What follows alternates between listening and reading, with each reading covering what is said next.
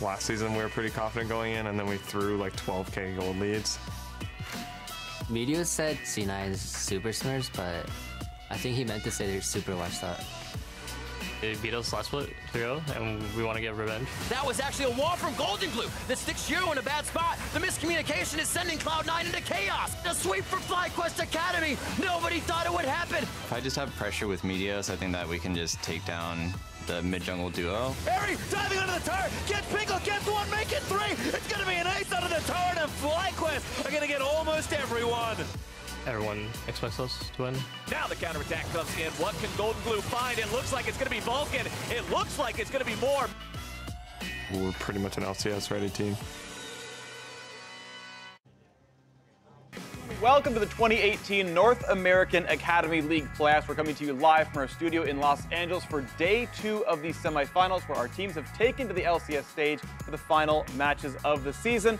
I am David FLYQR, joined in the analyst desk by CLG Academy jungler Wiggly and former CLG jungler Sam Kobe Hartman-Kensler. Very former. Yeah, 8 years? 8 years or so? Uh-huh. Yeah, that's good. So, of course, welcome. Got a fun day of games here, best of 5 match. Yesterday saw our first semifinal bout between Team Liquid and Counterlogic Gaming Academy. He's proof right here that he won this one. Those teams were, of course, neck and neck, all split long. They figured they finished the regular season only a single game apart, and even in the best of 5 here, only a single game separated them as well. So, Wiggly, how was that match for you? It was a really stressful match, honestly. Like, we went best of 5 last set as well, and I think everyone was like super tired and just like we wanted to get the win for sure, but we ended up pulling out our Mundo in the end and got the win. So, Fallen Bandit's most played champion, pulling out the most unexpected pick. Yep. A one trick back in his champion. Of course, with that, let's take a look at the current tournament bracket. CLG Academy, of course, has now beaten 2 opponents in best of 5 play in a row, which means they are going to be in next week's finals. They are, of course, waiting for the winner of today's match between Cloud9 and FlyQuest Academy teams. FlyQuest beat out Clutch Gaming in the previous round and was selected by the highest seed, C9, as their opponent to play today. And so we're down to this one. And again, Wiggly, I'll direct to you first. How do you feel about this match? Who's going to win?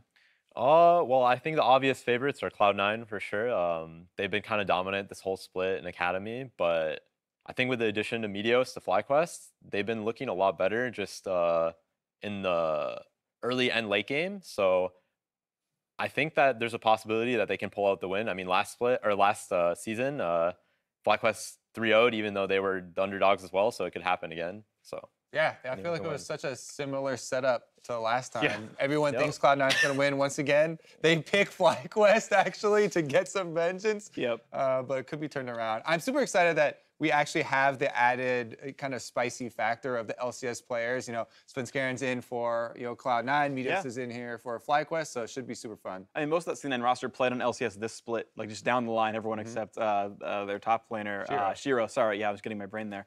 Of course, LICKR's played every single game, but it's going to be a fun one, right? That sort of factor is going to be fun, a lot of experience there. So I'm curious, though, is there an opponent that you would favor? I know Avli talked to you about this a bit, I think, yesterday as well, but what are you looking for in this one? Are you taking any notes? Well, honestly, I don't really care. I think we can beat either team. It'll just be fun to see if it goes to best of 5 again. Obviously, I think I'd like to play C9 just to get revenge. Yep. But playing against Meteos would be really fun too. So, yeah, I don't really care, honestly. Fair enough. Free wins. Free wins regardless. Can I coach you for a 3-0, like regardless, or are you going to give one game away? Maybe we'll give one game away. We'll see what happens. Make it look close. Yeah, every game's been going to best of 5, so I can't really say it's going to be a 3-0 or not. Get that comfortable lead so you can get the Teemo pick in. Yeah. Little style. Yeah, we'll see if that happens. All right. He's picking Teemo. All 5 games. You heard it here first. You're going to hear more from us throughout the day as we break down each game in the series. But to get us into the action for game 1, let's throw it over to the Battle Arena. Thank you very much, Freak. And hello, ladies and gentlemen. I am Rivington Bisson III, and I will be your guide as we fly through the clouds on today's quest with your friend and mind, Mark Zimmerman. Now almost 25 playoff games deep in Academy. Are you ready for the possible 20, the 5 more here to make it 25 today? Yeah, the last 4 series I've cast have gone all 5 games, going back all the way to the finals last split. So I'm excited for another 5 games. We're going all the way. We can't talk about the teams, though, until we meet the players. So let's get into those starting lineups. Selecting on the blue side for game 1, it is Cloud9 Academy. That means it is Shiro in the top lane. FLYKR roaming around in the jungle with the man that sticks together with him in mid, Golden Glue. Keith at the bot lane with Fang at support, and Coach Westrice on stage for picks and bans. And on the other side, red side for this game, it's FlyQuest Academy. We got No up in the top lane, Meteos in the jungle, Peckenwolf mid, Airy bot lane supported by Klon with Coach Gabriel, Zoltan, Johan. That is correct. And if you have been paying attention to Academy, even if it's just a little bit, it should come as no surprise to see Cloud9 here right now today in the semifinal. Yeah, they've easily been the most dominant team in the league this year and only dropped 2 games in this entire summer split. Raw talent seems to be the biggest contributing factor with names like Golden Glue, Keith, and FLYKR on the roster. Fist bump. Oh, yeah. And despite being the only player on the lineup having not played on the LCS stage this split, Shiro has still proved himself as a strong top laner with a potentially very long career ahead of him in the LCS. Agreed. The top half of the map is rounded out by Golden Glue and FLYKR, who are showcasing great synergy on top of some impressive individual performances. Yeah, that KDA is nuts. And C9 got off to show that synergy against the Team Liquid on the LCS stage, subbing in that Academy duo to great success. It's good to see the weird roster moves by C9 really paying off, and it shows the potential of sister teams in the future. And FlyQuest has done less swapping, but also utilized their Academy roster to great success, moving Keen and JJ to the LCS lineup and achieving a playoff berth. Yeah, but those improvements to the LCS roster did come at the expense of the Academy team a little bit, who had a middling performance for most of the regular split. The midseason trade for Meteos was obviously a big boon for the team, and despite his kind of initial disappointment with the situation, he has recently been a lot more happy about it, and he's working with his teammates with his experience to level the team up. And his individual macro play and objective control was one of the largest parts in their quarterfinal victory. It must feel good to see that working as well. If that happens, you can always advance your own play. So it's got to be building a great building block for his character as well. A couple other standout performers from that series were solo laners No and Peckenwolf, who showed new looks against Clutch Academy. Yep, No had previously kind of been relegated to the tanks, but we saw him on picks Jace, Kennen, and Rumble, showing a diversity of playstyle that we hadn't really been seeing out of him. Meanwhile, Peckenwolf stepped up with his LeBlanc picks in 3 of the 5 games against Clutch, putting an impressive scoreline and particularly hard carrying their final game of the series. So really great stuff out of him. Absolutely. We're about to head into picks and bans for these teams. We've heard a little bit about each of the players, where they kind of stand. Obviously looking at Meteos for a lot of the structure and control in the beginning of the game, but in that respect, he's going up against FLYKR on the other side, who is also feeling very good in that Golden Glue combination. Yeah, it's really surprising, especially because it feels like you have to kind of consider Golden Glue and FLYKR as a combination, whereas Peckenwolf and Meteos definitely feel a little bit more split up. We'll see if Peckenwolf can withstand that pressure. We saw Pobelter crumble to it, which is kind of what we were talking about in that one matchup. But it is crazy to kind of hear FLYKR versus Meteos Academy semifinals. It is, but that's one of the things as well that has to bring the level of the other players in this game up just a little bit. You can't just be relying on a Meteos, as FLYKR and the Golden Glue, the guys that have played up. You need to also bring that level of play up here. I feel like FlyQuest knows that a bit. They've been in this situation. We are getting a bit of a rematch that I'm sure Cloud9 fans want some revenge in. Oh, yeah. So they know they need to put that extra effort here as we head into picks and bans. Yeah, I mean, FlyQuest was the underdogs for a lot of last split's playoff run as well. Yeah. And you heard them kind of referencing at the top of the day. They had 12K gold leads for C9 in some of those losses that FlyQuest ended up taking from them. And that was a roster that didn't quite have as much experience without Sven helping guide the team. And the Shrimp and Keen days that were very much the focal point for FlyQuest strategies are gone. And we were kind of criticizing them in the quarterfinals for maybe lacking some firepower, but the LeBlanc from Peckenwolf brought it. I think the craziest thing would be the moons align. We see those 9K gold leads again by C9 Academy, but now FlyQuest's Academy team starts doing some crazy backdooring to finish games, and you're like, wait, that's supposed to be the LCS team. What is this? We'll see how much overlap the two teams have. Braum, Morgana, Bandao, Akali, and Kindred. We saw Aatrox being left up a little bit yesterday. It was interesting. Nocturne, that might be Aatrox. We'll see. There he is. Yeah. The Aatrox, split opinions on it now. A lot of people think still very lane dominant, but struggles a little bit more in the mid to late games. But if you're kind of heading in on 8-16, not sure exactly what you want to do, it is a 5-game series. You can keep things a little bit more standard and then branch out from there. Rakan was a champion we're talking about. Got some really, depending on how aggressive you go in lane, slight or large nerfs, 30 base HP and 3 armor, I believe it was, which, reading a lot of auto attacks, actually hurts a fair amount. Kaisa. All right, so a little bit of that dive in. Is there will be a Galio to follow this? Such a crazy composition we saw. Yeah. Last time they used it.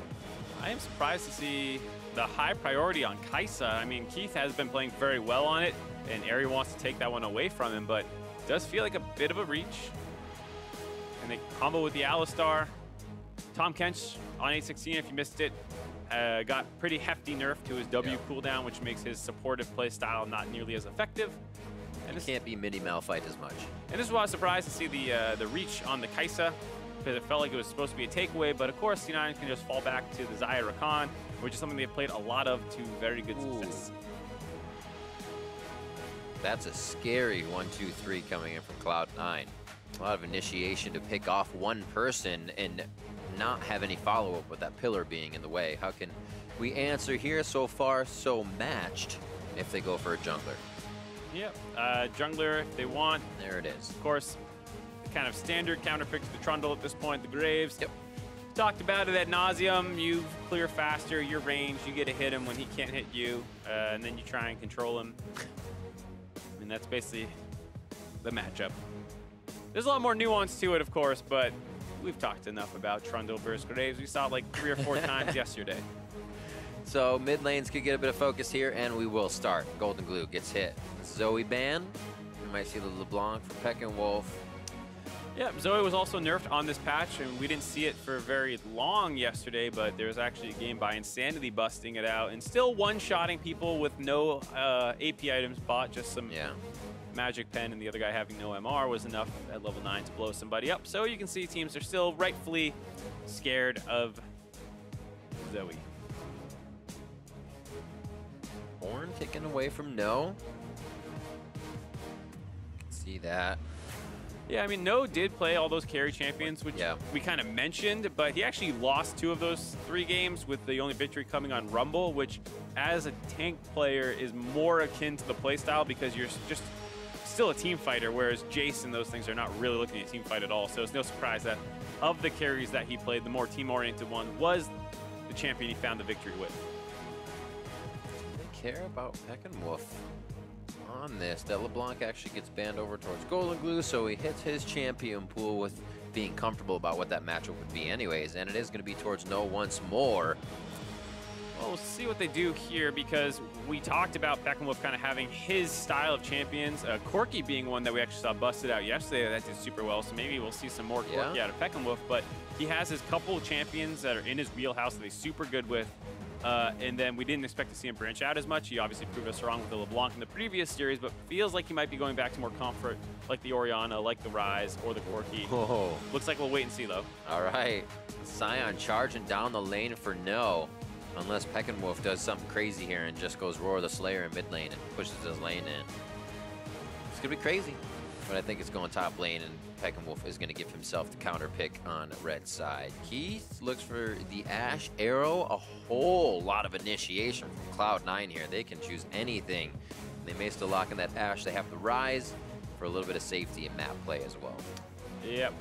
We'll see, though. Most likely going to be a top laner here. It could be a top lane Rise. Right. They have the Xayah. Yeah, they have the Xayah already. Plenty of initiation, though, with the Rakan to help things out. Shen going top would be interesting. It looks like that's what's going to be the case. Haven't seen the Ninja in too long, but also haven't seen the Sion, so just more safety in the initiation. Yeah, you know, I was thinking maybe there'd be some counter picks up to the top side with Shiro, usually kind of preferring the fighter and more aggressive playstyles than the Shen, and the Rise is something we have seen flexed up to the top lane a fair amount in the most recent patches. So I thought that initially, but whoa! Aurelion Sol for Peck and Wolf to come in here. First game of the series from FlyQuest Academy as they lock in Sion and the Aurelion Sol. So these guys can be off the map down mid lane and both come out of nowhere. You better be ready. Yeah, it feels like a 5-man bot lane party, and then you factor in the Rise with the global or relative global ultimate and the Shen with the true global ultimate. You could see post 6 people going bot lane all the time, and that's really the only place it feels like any team wants to go, because you're not really going to gank the Aurelion Soul lane. The Scion, you can maybe go up there early on, but otherwise you're not really snowballing against a Shen with a Scion, so that feels a little bit like a waste of time. And suddenly both teams have extremely telegraphed game plans about fighting around Xayah Rakan, as well as the Kai'Sa and the Owls. And we questioned the Kai'Sa pick a little bit more. It was the first with Xayah up, and now you have to dive into a Rise. You have to dive into a possible quickness if Rakan hasn't used it, a Shen taunt. That's going to be really tough for him to make any kind of gap closing moves. It's a curious situation to be in, because most of the time we say Kai'Sa is going to be kind of the omnipotent late game scaling champion, but the Aurelion Soul generally drops off. Rise can potentially outscale that, and so feels like a fair amount of this will come down to execution. Both teams having very strong front-to-back team fighting team comps for the most part. I like it.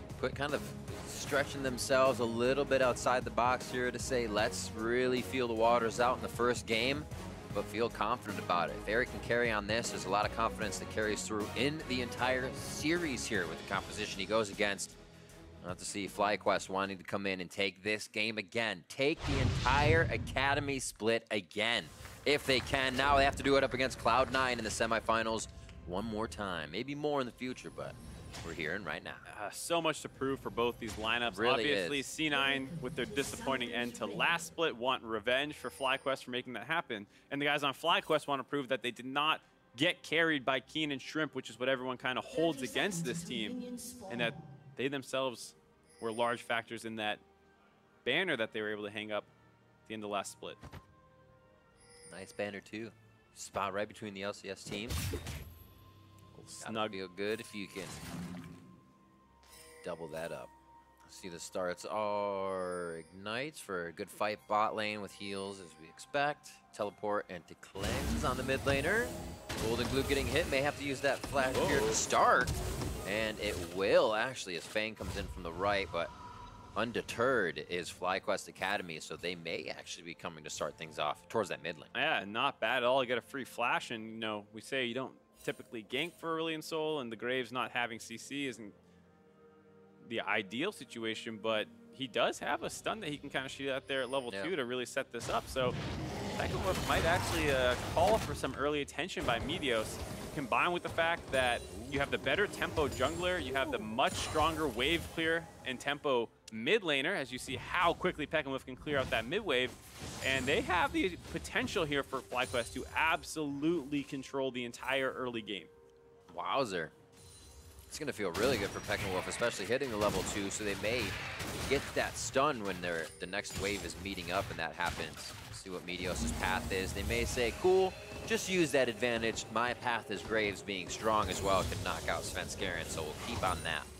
And Golden Glue will know to play safe, so you can't go too hard on it. Pushed into his wave, or turret once again with that wave, and Pekkenwolf doing what he can to get those out of there as soon as possible. Get down to the Raptor side. Yep, looks like gonna work down on this. They did have a ward, it looks like, in that top river, so they know where Trundle was. I think they were considering a red buff invade in Steel. We'll see if they continue to go for it, or if Pekkenwolf will back after this wave. There you see the Aurelion Soul gameplay. And so what usually you do after this cannon wave and you hit 3 is you'll be out of mana, you've used all your corrupting pot ticks, and at level 3 you take your escape velocity, so you'll back, go in, shop, usually get some kind of boots or something to work with your corrupting pot, and then you use your E that you just got scaled up on that wave to go back to mid lane. And that's really when you start pressuring the map the most. Your first 3 corrupting pot charges and waves are just used about pushing in, getting that advantage. It reminds me of Morgana in the mid lane. You just sit there and farm. It's Snorgana and Snorelian Soul now. You gotta rename. I wonder if there's a better... Snorelian Soul didn't quite roll off the tongue as well. I'm glad you considered it. Yeah, it'll be the 1 in the morning. You'll be sitting in bed and come up with it. Let me know. Just hit me up on Slack. Yeah, I'll make sure I wake you up at 5 a.m. 3.5 on the clock.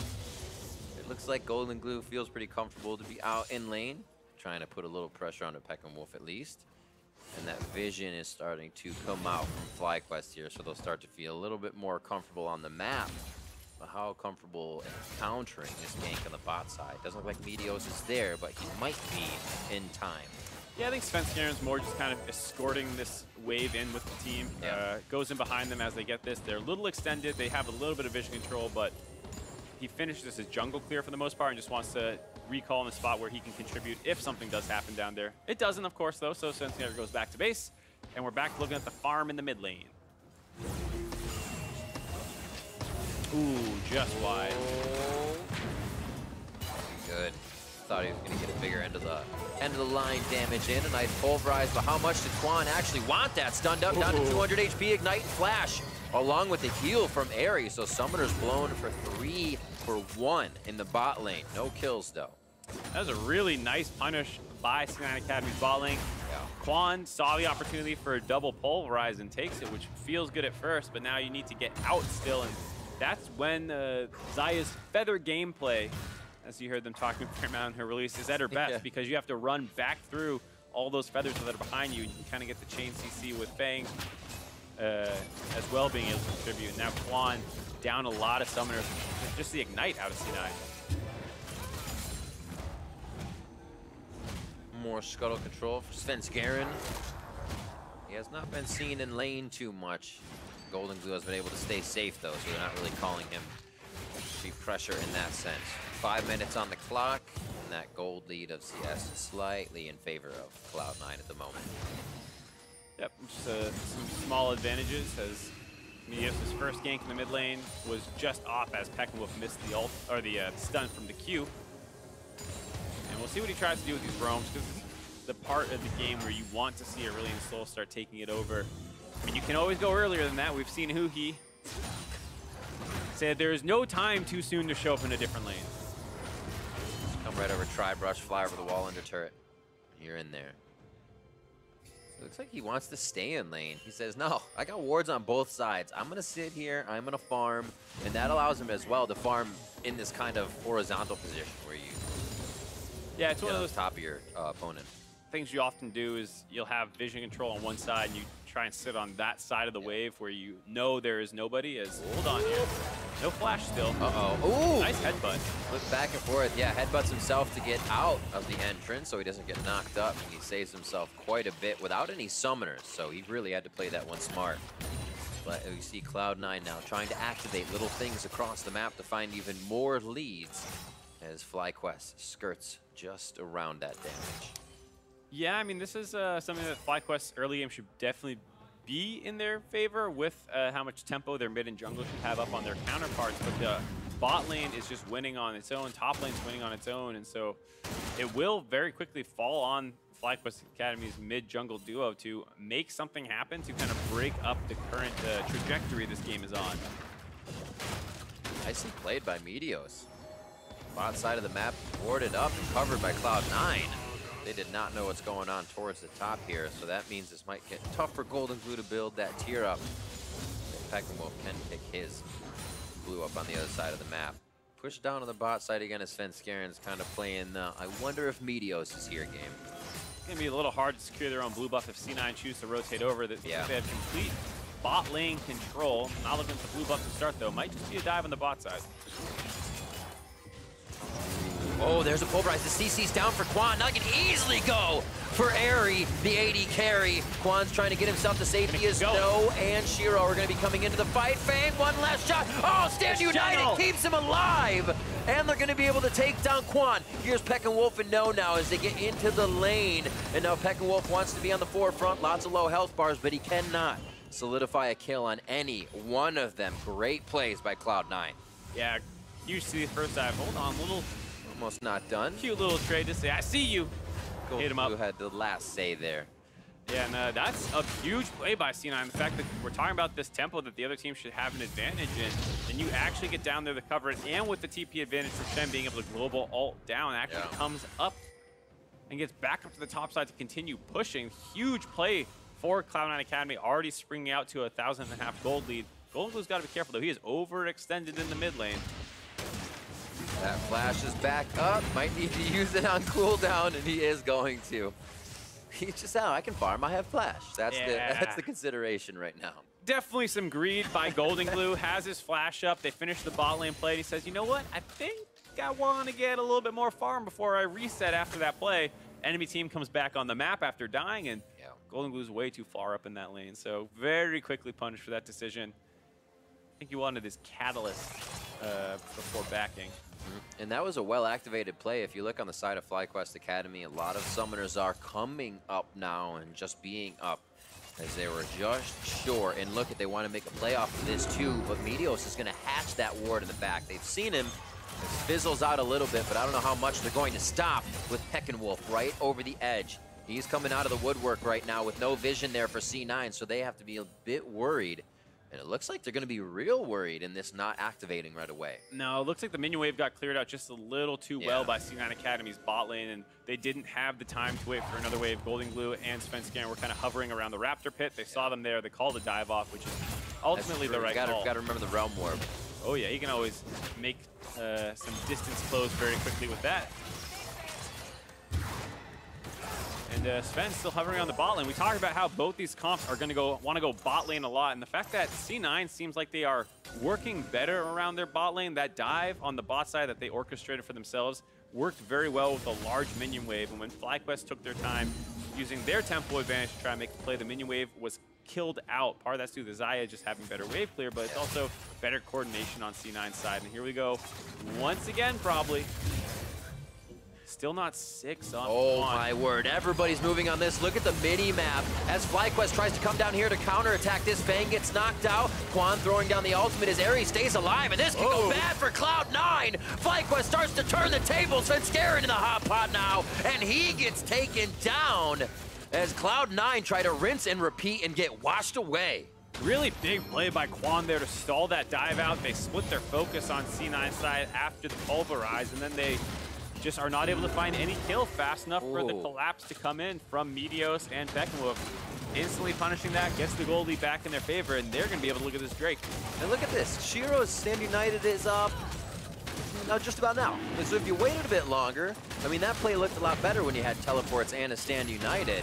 Looks like FlyQuest was able to kind of skirt through the window that was open on this one. Even up a bit of that game, and now Mountain Drake, the first one of the game, in their favor. Let's see it again. I still got to say, even without the Shen ult, this still looks like a pretty good dive if they get right onto Aerie or Quan. But Quan hits a huge double pulverize on Fang right as he used his Rakan ultimate, completely stalled out the dual lane of C9 from being able to meet up with Svenskeren and Golden Glue, who then get kited out by Aerie as the rest of the team kind of collapse. If that's a clean engage by Fang where he gets one of those really snappy Rakan ults off, that fight's a 2-for-0 instantly, but really well played by FlyQuest to deter that. He says, not this time, not my slumber party. Quan feels good about that. A lot of the summoner exchanged again as well. Fang's waiting for his, as that heal and flash again was used for Aerie to keep him up. Cloud9 still pressure. They say, yeah, you know, we'll get the bottom lane. We'll do it this time without losing too much. They have the lead, 19.6 to 18.4. Svenskeren and Meteos do a bit of a dance here in the jungle. So much pressure. I mean, you called it, Mark, coming into this. The other lanes didn't really show that much gank ability, and the pressure in the bot lane has been on fire from the get-go. Yeah, and despite the fact that FlyQuest did a great job deterring that dive from happening, you can see that the actual lane status did not change at all. Keith and Fang with the Xayah Rakan lane still had complete control of it. Sven made his way down there, but they were obviously a little bit more gun-shy about the dive and instead just focused down the objective, taking their first turret of the game. And now comes the rotation game as Keith and Fang will move up to the top side, and we're going to have to see if FlyQuest can kind of stop them from rinse and repeating what we saw in the bot lane for the last 10 minutes. Titanic finish for Shiro. Frozen Heart for No in their first core items. Got the Merc Treads for both Golden Glue and Peckinwolf in a game of dangerous ability power and crowd control. Uh-oh. Meteos maybe getting a little too close for comfort here. Grand entrance locks him up. Flash into the wall. The sun was in his eyes, and he goes down to Fang. It's No under the turret by himself here. He is going to have Quan. Two Bass brothers under the turret are going to be very hard to dive. And they may have Ares Kaisa in just a few seconds. C9's happy with what they got in that advantage, and they'll go ahead and start to disperse around the map. Yeah, it looks like they're going to turn their attention on the Rift Herald after taking the enemy jungler on the map, feeling like the smite will be not contested as actually there's now enough pressure with Ares showing. Whoa, Shelly, slow down. Shelly remembers things, man. You hit her once, she'll chase you to the ends of the earth. Jeez. All right, we're good. Home and safe. A little ward clearage here. I think we're going to get a lot more pressure now on the top side of the map. That bottom turret down does spell that. And in comes Meteos from the base. We're going to see FLYQR going down as Quan living with that ult on. Why is he the main focus for Cloud9? In so many of these fights, Fang now going to be taken down here. He was kind of their only target, but there were others. There were others. Really lackadaisical by C9. Felt like they got really caught in their comms. You saw people running different ways, crisscrossing each other in the river. Not sure if they want to scuttle crab or if they want to go after Quan. And then Quan gets a nice headbutt pulse combo to his ult and just kind of runs at Keith to force him out of the fight. And they've already chunked out FLYQR. So Quan's able to flash out, stay alive. Golden Glue behind the Aurelion Soul to not be able to collapse at all. And just another big mistake by C9 Academy, being a little too not clean enough in their comms and their decision making. Quan just making himself a wall. Great job so far. Looks like his items are actually still going towards mobility as he builds up and finishes that Sightstone for himself, or item, I should say. Not Equinox anymore. So many names. Oasis? No, what is it called? I forget. See, you try. It's like doing math on stream. Stay away. I could always hover over items, but sure. Oh, I'm not gonna. At this point, I'll just accept I'm wrong. Fang is still making his way towards the top side with Keith. The ward wars continue. Looks like Quan will win this one. One more. Do it. Place it. No, he doesn't. All right. It doesn't look like they're gonna get the dive. FlyQuest do not want to give up this top side easy. It's a very peculiar game where C9 has pressure and are playing well, but they keep making mistakes, which then gives FlyQuest some kills back and objectives. They also got the Rift Herald after C9 messed up their play around the top side. So despite the fact that C9 keep pushing them in, they have to be worried about these kinds of things. Surfing Soul coming over the wall shear with a nice flash. Disperses that engage. Fang could get a killer instinct, but it looks like they're going to hold off on this one as he gets a quick heal from that Q.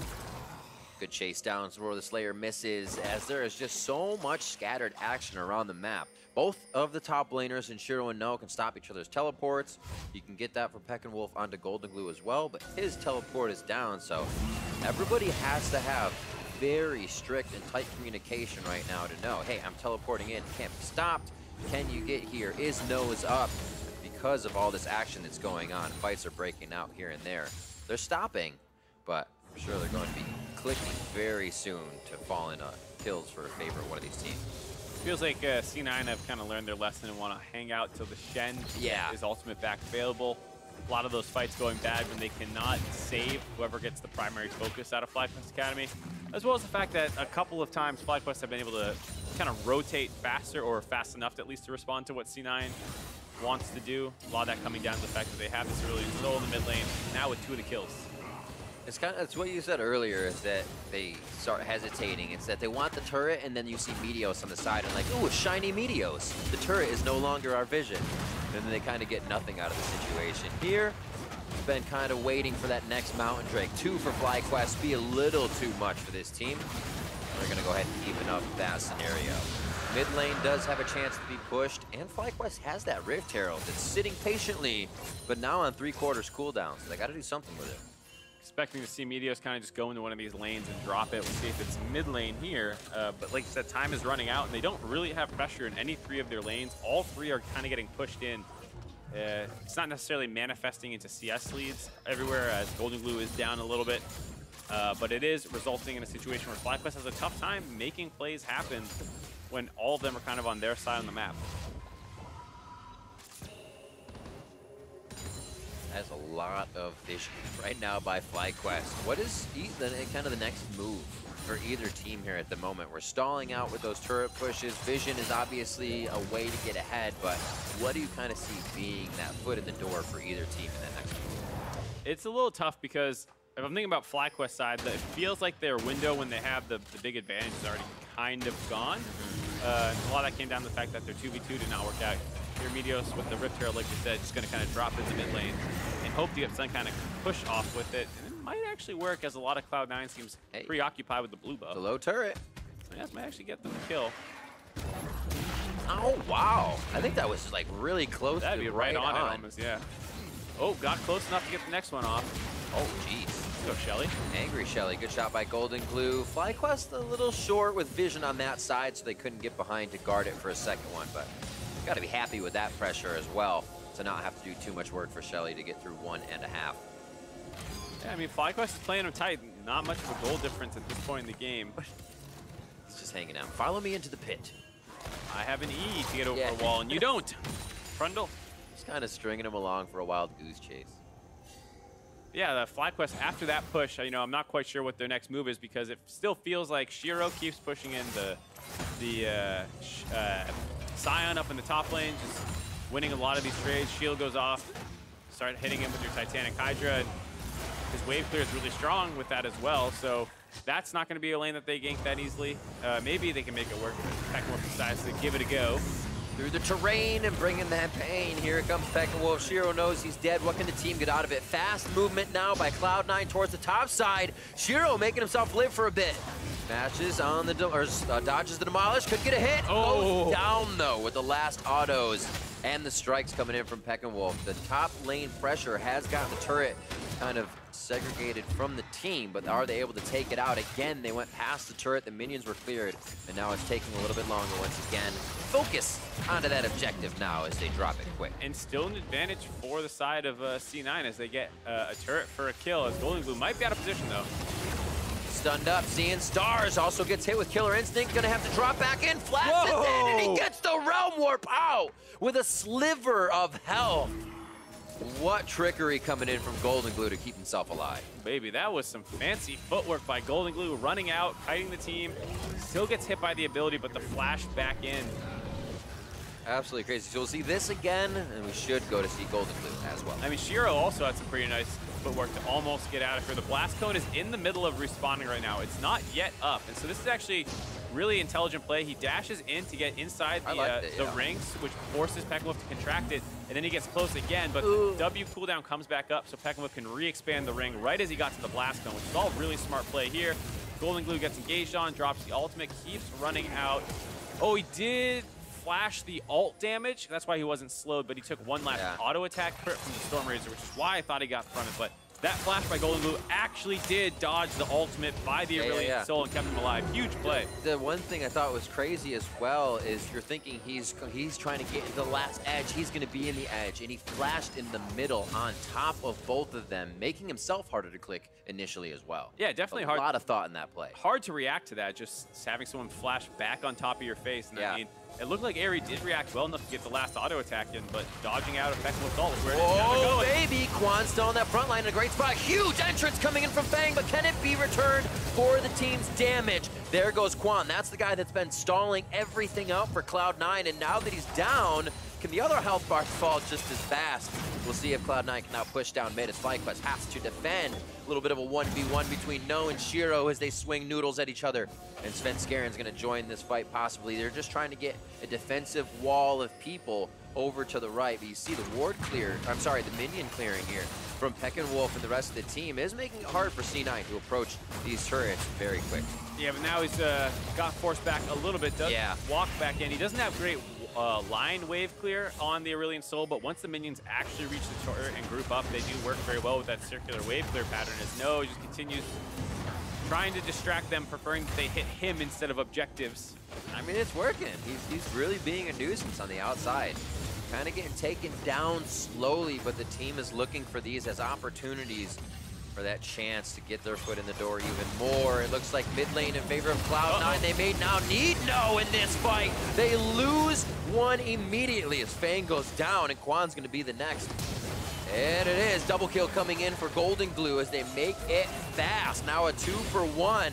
Fang happily going down for this fight for Cloud9. Good decisiveness by C9 there. They see FlyQuest a little bit further up underneath the turret that's about to drop, and they pull the trigger, they jump in there, and they grab 2 more kills on the back end of that push.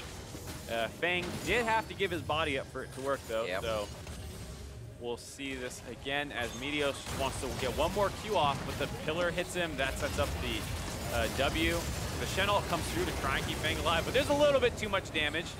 But now Shiro's turn to kind of wrap around. The flash taunt just barely misses on Pekalov. I think if he landed that 1 extra taunt target, they might have been able to get both of them, but the way the Shen taunt works is when you interrupt the taunt with the flash, you only get the last little part of the hitbox.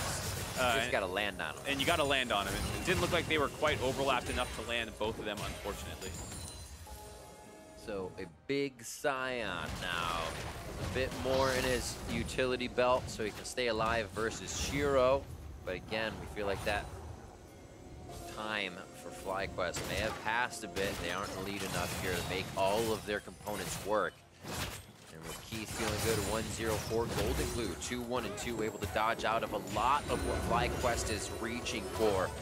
Makes the gameplay very differently now in favor of Cloud9, and it seems like FlyQuest is a little bit more timid.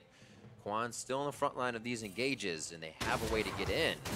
So they have to have that follow-up now. Fang's been making it difficult, as well as Shiro and Svenskeren, to finalize these kills on Cloud9. Yeah, I'm seeing them stand off around the Baron. Could end up in a fight. Deja vu, same spot for this fight. It's going to be Quan again in the same spot. Fang tries to play his cards again the same, but it's so red by FlyQuest this time around. Keith's over the wall, and he's followed by Pekalov. The last few stars clock him in the side of the head.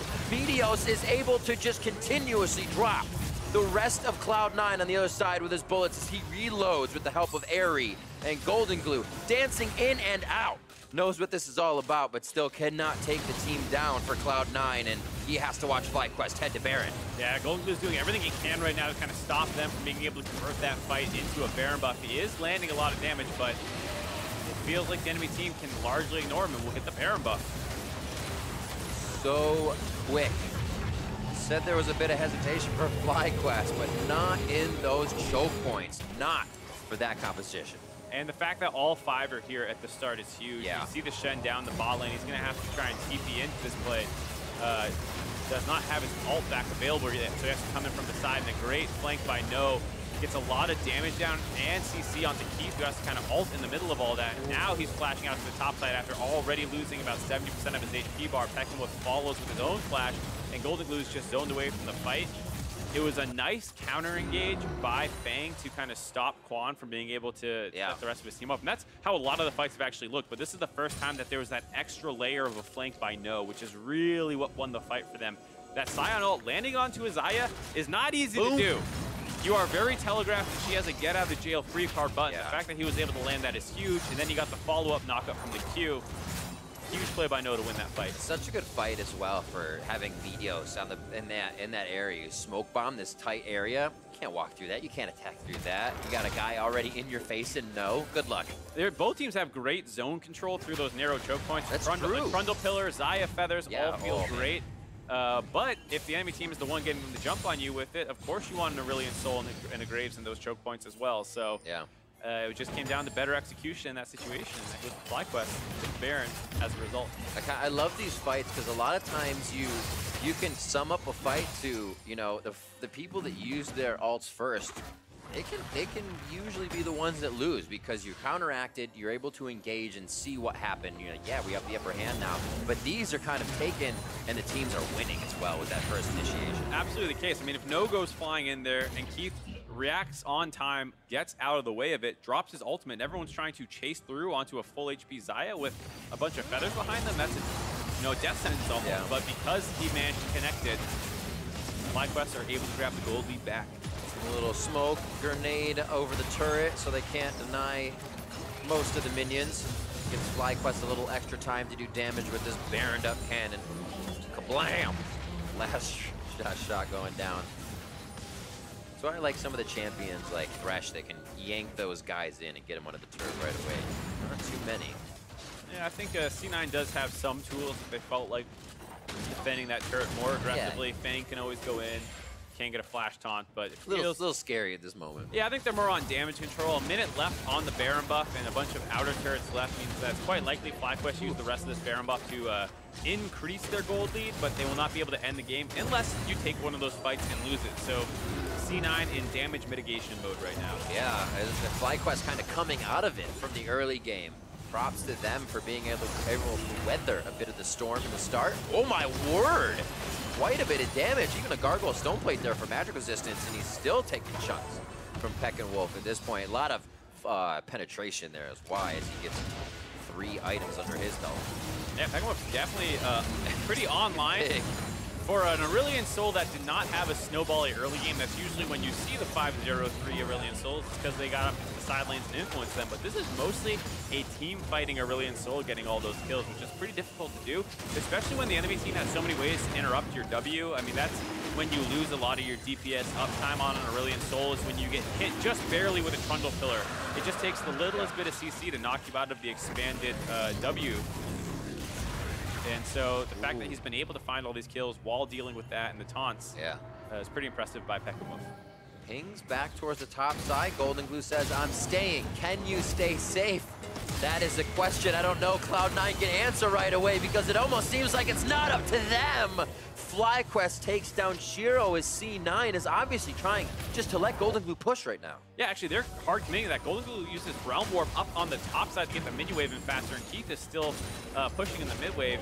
FlyQuest recognized the situation. They've seen enough of these base races from their LCS team to know that we cannot stay in the bot lane. Their minion wave is way too far away to match. And so, once again, C9 Academy, despite losing the deaths, playing with pressure extremely well to trade up for 2 more turrets and even the gold lead. Right back up, Riv. Yeah, the trade was impressive, right? That play can happen, and we don't know what Cloud9 is thinking. Yeah, they're obviously thinking, oh, wait, more damage control. But for them to quickly take 2 more turrets down really helps to bring that play right back down to par for where they need to be. It doesn't look so bad. FlyQuest want to get right back in their face, though. It's great for them to get the Baron. Great for them to get that Ocean Drake as well, so No can stay out on the side lanes and just be a menace with his Warmogs and basically never go down now. But can they continue to play it slow? Without Baron, do they still have everything it takes to do what they were just doing? I mean, with the Aurelion Soul and the range of which Xayah can collapse onto targets, they can still try and work these side lanes pretty well on the side of FlyQuest Academy. Yeah. Of course, that's equally true for C9 with the Shen and the Ryze Realm Warp. Both teams have a fair amount of tools to punish anyone who's stuck out of position, so I don't expect this to be a game where there's no action for the next minute and a half, just with how many tools these guys have in their kits. Ooh, Ping's on the inhibitor. They say, let's go right now. Well, how much do they wait for Shiro, though? They're up there pretty fast. They don't have too much of a minion way, though, so it looks like they'll have to wait for Shiro. Yeah, just trying to kind of force mid-priority around the mid lane, get FlyQuest corralled back into their base so that they can maybe move over to Shiro when that minion wave gets into position. It does feel like what they're aiming for, but FlyQuest is mirroring the play quite well. 1 minute on to Baron. Focus on the bottom side of the map, so this is where we will dance for now. Shiro stunned under turret. Spirit's Refuge goes down so he can stay safe. Quan goes in. A little bit of chaos from whether they wanted it or not. Backline hit. Huge damage coming in from the rest of the team as Meteos throws down the damage, but can they follow up? Svenskaren's about to be taken down. He is the focus. And now they're looking for more members, but they've realm warped out. Cloud9 got themselves out quick, leaving Svenskaren and FlyQuest have the rift to work with. That was a very heads-up play by Aerie, hitting the blast cone. Ended up not necessarily needing to do it, but right away recognizing that's one way out of there if this goes wrong, finishes that blast cone off to get the final kill. And this is once again started by No, landing a monstrous Scion ult onto Keith, which is followed up by Peckinwolf's long-range engage. Fang uses his ult for zoning tools mostly, and here comes the Scion right down the middle once again, right onto Keith, hitting Shiro, half his HP gone, and then there's the damage thrown in over the top by Meteos as well with his ultimate, and it forces the 4-man disengage out of Golden Glue. Quick thinking to know that they were in a losing situation and to vacate that fight, but it does cost them their jungler, and on the flip side of that, Svenskaren just respawning means most likely the second Baron of the game going to FlyQuest. Usually with a minute towards Baron, you see teams play a little bit more temper, but Cloud9 wanted it. FlyQuest get Baron number 2. A grand entrance used as the exit here for Fang as they now lose Shiro once again. That's safety for what could be Keith. The rest of the team is down, and now FlyQuest push into the mid lane with Baron. I asked how much could they do without it? I guess we don't have to wonder for too long. No, definitely not. We saw they could win a fight without it, and that got them the Baron again. C9A kind of walked forward, not sure if they want to contest it, cost them their top laner's life as no connects on another Sion. And there's extra gold for these fights where you need to reach for stopping that guy. Stopwatches here for 3 members across the board of FlyQuest if they do want to try to go a little harder here. Seems like they pull back for a moment as they are very happy with the current lead. They have just got a 2.4 thousand gold. Yeah, want to reset, spend some of that gold, and then instantly get back into side waves. They have a monstrous wave in the top, and the bot wave is still on their side of the map, so resetting will get you to those waves faster, and they can start building them back up. All the turrets still alive on the top side, surprisingly, so there's quite a bit of cleanup for this team. Yeah. Still on the map. They can quickly catch back up in turrets because it's only, or get a lead in turrets because it is only 5-5 right now. I love it. Cloud9, they're like, wait, breathing room, back out on the map. We need wards past river. We need to understand where it's coming from before it's on our side of the map so we can grab our buffs and utility. And no time is wasted there. 35 minutes coming up on the clock, and both teams have just been at each other's necks. 2 wards do sit close to Cloud9's base, which could be some detrimental teleports coming from FlyQuest Academy if you can get no in there. Svenskeren almost getting caught up, but the vision denied by C9 on this side of the map keeps them safe as they're in their own dark. Yeah, no, but I like what C9's doing here. They pressured around the bot side of the map, getting vision control there enough that FlyQuest did not feel comfortable splitting the map. So they go and escort their minion wave down the mid lane the entire way. And this kind of stalls the game out to make sure they're not pushing up on the top side. Elder is up in 20 seconds, and so once FlyQuest start making their way into that area, you've already done the work. You've already got a ton of wards in that jungle, so you can kind of be aware of where they're positioned, if they're backing off, or if they're sitting right in the river.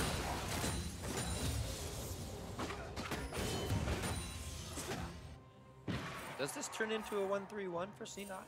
I think they're just going to go for a 4-1 and let Shiro ult in around the lane. Oh, nice pillar. What's the follow? Very nice pillar. Fang goes in, 2 charm on the back line. He's out. Keith gets locked as well. You're seeing Airy go very low as he puts the stopwatch on, and they're looking for no now. Damage is going into Svenskeren. His Fang is also low, and Sven drops. Here, Golden Glue is going to be the next one, and he does go down very fast. It's just a slow walk out of the fight now as FlyQuest determines whether they need more kills or not, or whether they want the base. That's 2, though, on the jungler and the mid laner. Meteos is just distracting. That might the game. Maybe had a chance to Oh, what a shot from Airy. Last one to take down Fang, and now it's going to be the Nexus turrets in favor of FlyQuest, weathering an early game storm against Cloud9, and they will take game 1 of the series. Very back and forth game 1 with FlyQuest getting all the major objectives. They got the Rift Heralds, they got the first Drake, they got both Barons, and that was what led them to victory in their first quarterfinals win, was the fact that they had so much objective control in losing situations, and the fact that that happened yet again to bridge that early game deficit that they were in through the pressure that C9 had is just another testament to how on top of the teamwork part of this game FlyQuest is. And it's actually pretty crazy how history has repeated itself here in game 1 for what we didn't think would happen last year. Yeah. FlyQuest again holding steady. Great plays by C9. Obvious focus towards the bot lane. That one didn't work. The next few did. Turrets down. C9 moves the map first. Great to be in control in the early part of the game. And then it was just kind of slow from there. A little bit of misfocus on each objective that they actually won. Yeah, I think that's the thing is C9 was the one picking all those fights and kind of dropping the ball on them. Of course, FlyQuest was interrupting them very well. Quan had some big pulverizes, but those were always on the side of FlyQuest, so even though they would win them, they couldn't really snowball the objectives, but they still picked up what they could. And so they'd grab a Mountain Drake, they'd grab a Rift Herald, and they did that enough times to the point where the game was stalled out in the mid game and did not think that the Aurelion Sol team fight comp would be the superior one, but they found so many great engages with that Sion ult, which is usually so telegraphed.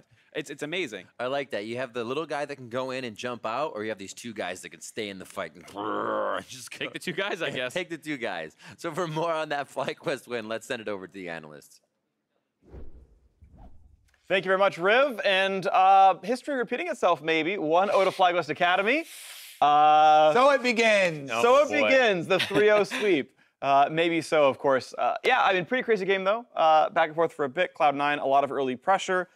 some of that got turned around. We can put the team comp up here and talk about kind of the comps here. And Aurelion Soul pick I thought was always interesting. I love seeing players bring out things that are not super common. We know A Soul's out there, but like not a lot of players bring it. I thought that was pretty good from Pekin Wolf. Unkilled Game was pretty solid. Yeah. I think that FlyQuest did draft like a lot of early tempo champions like Graves and Aurelion Soul, and even though they did draft that, they didn't really seem to be doing much in the early game. They were kind of more of reacting to Cloud9. So you would think that Cloud9 would have been in the driver's seat at that moment, but what ended up happening, they just tried to dive bot when it wasn't really a good timing, and they just got turned on. And after that, the game felt pretty back and forth. Yeah, I thought the draft was good by Cloud9, and even the idea that they had going into it with that draft, right? You have super strong bottom lane with Zyricon, then you have Shen ultimate. They make the first, good play down there. Yeah. But then they just forced it a little bit too much. They didn't have Shen up for the second time, and started to make quite a few mistakes. Yeah, we have the replay of the second dive, the botched one, because it started out with C9 getting a 2 for 0 in bot lane. Then they have this play here where they screw it up. Alistar hits 6 as they're going. He dematerializes the melee. Get 6 so we can ult off the re-engage, like a good ult from Kai'Sa disengage, and then, yeah, it becomes a 2 for 0. Yeah, I mean, I think here it was a good idea by C9, but all they had to do was just play it a little bit slower and probably play for the turret, and they probably would have got it for free, but they just went for too much, so. Yeah, I don't think they tracked Meteos very well, because he was right there for the counter gank, like a second away, and then Aurelion Soul can always join super quickly, so maybe not respecting what their enemies' options were as much as tunneling on their comp has to dive bottom or whatever over and over. Yeah, maybe they should have actually attacked the Aurelion Soul more, just go to that lane, right? He's got to shove the wave to do his job in the first place. Maybe there's room for Trundle to get in, throw up a pillar, something else. Obviously, their attempts did get punished. We have some more team fights, though, overall. I mean, it still remained close. You've got 2 good scaling marksmen on both these teams, the Kai'Sa on one side, the Xayah on the other. Like, there's a Trundle to be a tank. Like, you think these team fights would be winnable, but consistently, FlyQuest played these fights better. Yeah, again, like, you just see C9 is taking these fights for themselves, but, I mean, I guess FlyQuest is reacting really well. It kind of feels weird to me that they're not really using Ryze to side lane at all in these games, but I guess they just felt like they had the stronger team fight, so they thought they could just 5-man, but Sion had some really good ultis to turn the fights around, I think. Yeah, they just bit off too much every time, it felt like. Yeah, that's what it came down to, right? They had to put a lot of damage into the Alistar every time, so even though Quan didn't necessarily look all that impressive this game, he tanked 7,000 damage every team fight. Yeah, and they had some really good split push options, right, with Shen and Ryze, but didn't quite stick to that one. We saw at the bottom lane, I think it was, when they grouped up once again, and FlyQuest got to make their big engage. Yeah, I think a lot of teams, especially in Academy, they kind of default to just team fighting when they're not entirely certain what to do. Like, they have the Shen and the Ryze, they have the lead, but they kind of were just like, oh, guys, I'm pretty sure we just win team fights. Let's just go 5-man something, and it didn't turn out for them well, so maybe next game they'll be able to fix that issue, but yeah, it's a pretty good game from FlyQuest. Yeah, we have one final replay of a late game team fight, 25 minutes in. This one gets FlyQuest the Baron, a 4 for 1. And once again, it's just same place. Riv said deja vu during the cast.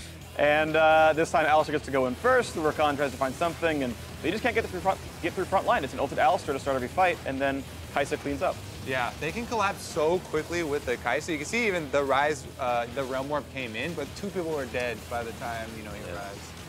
That was a Snickers MVP sign all right there. He had 2 of those, actually. I think the one, we don't have the replay of it, but it was the bottom lane, and he Sion ults, and they like part the way to allow the Sion ult to go directly and hit Keith. Yeah. And Keith is basically out of the fight at that point. Yeah, you can see the peak cold lead, right? Over 3,000 at 20-ish minutes. That's certainly not insurmountable, but yeah, it was a game where C9 was obviously doing pretty well. They had made some good plays. They got first turret. They even got some breaks for themselves. Team fights are better. So you know these players pretty well. You talk to these players all the time. What is it about Cloud9, in either pressure situations in Academy or even when they sub onto LCS stage sometimes? Honestly, I'm not too sure. I think maybe I think a lot of times they get a big advantage in the early game just through like having superior laners or just, good rotations around the map. And like I said earlier, they just try to bite off a little bit too much. Like, they could have just taken the bot tower. They could have just snowballed the game through bottom, but they were just trying to get a little bit too much each time. And what ends up happening is they maybe die a couple times. Enemy team gets back in the game. They start panicking a little bit, like, hey guys, we're supposed to be winning this game. What's going on? and you just end up team fighting a superior team fight comp. So what's funny with this lineup as well with Cloud9 is it's 3/5 of the like beginning of split team where they were one of the very best early game teams, but had like a 1-6 In the run LCS. anyway. Yeah, the LCS team from the beginning of summer split. So obviously something that needs to be cleaned up. I think back to when Golden Glue and Sven did play LCS more recently, and they just like completely handled TL. They had a lot of pressure onto Bjergsen and Xmithy, and that was like, oh, okay, well, Cloud9 have 7 really amazing players, but those two felt like they didn't do very much. And sure, Meteos is a very good player, and Pikuov had done a very good job with his game as well, but like, if you can smash TL mid jungle, like I want to see you do that against FLYA, right? Like that should just happen. yeah, I mean, I think they did a good job of it pressuring mid jungle, even though they had champions like Aurelion, Sol, and Graves. It was just that, again, like they have the mid jungle pressure, they're moving bot lane together, they have bottom pressure, they just flub the execution on the dive. So I think if they can clean up that, it should be a lot easier time for them. But obviously, they've struggled with it in the past. They got 3-0 last split, so are you super worried now? Like if you're on this team still, right? If you're actually still in on the C9 side, are you like, is it just happening, or are you gonna be able to push past it? I don't know. They're probably still feeling fine. I mean, obviously it's in the back of their heads. Like if you got 3-0 by this team and you lose the first game and you're the favorites again, like you're getting deja vu over and over again. But I'm sure since every series has been a best of 5 so far, I have a feeling that this one might as well be one, just by the way things are going. Okay. So a 15-game playoff and 5 matches. We'll see if we make it to 20. Yeah. We've got more games coming up after the break. Cloud9 versus FlyQuest Academy continues in just a moment.